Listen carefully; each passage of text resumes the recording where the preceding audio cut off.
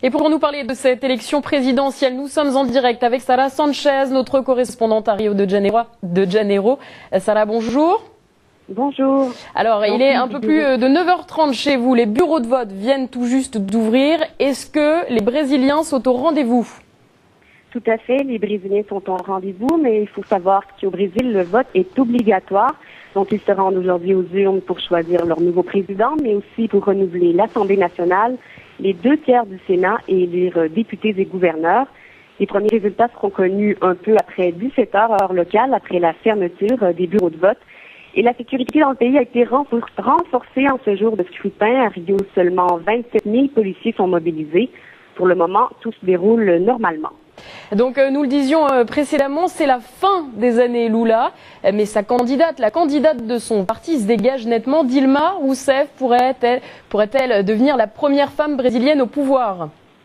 Voilà, c'est la grande question. Est-ce que Dilma Rousseff, 62 ans, surnommée la Dame de fer du Parti des travailleurs, deviendra dès aujourd'hui la première femme élue à la tête du Brésil? Selon les derniers sondages publiés hier soir, la protégée de Lula obtiendrait tout juste 50% des voix. Elle a besoin de la majorité absolue pour être élue au premier tour.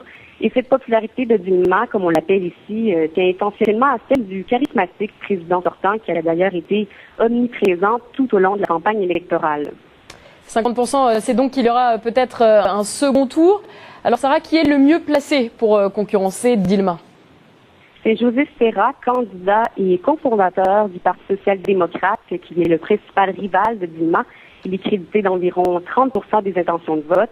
José Serra est un politicien d'expérience. Il a été sénateur, ministre sous le gouvernement de Fernando Henrique Cardoso dans les années 90, puis maire et gouverneur de Sao Paulo, l'État le plus riche du Brésil.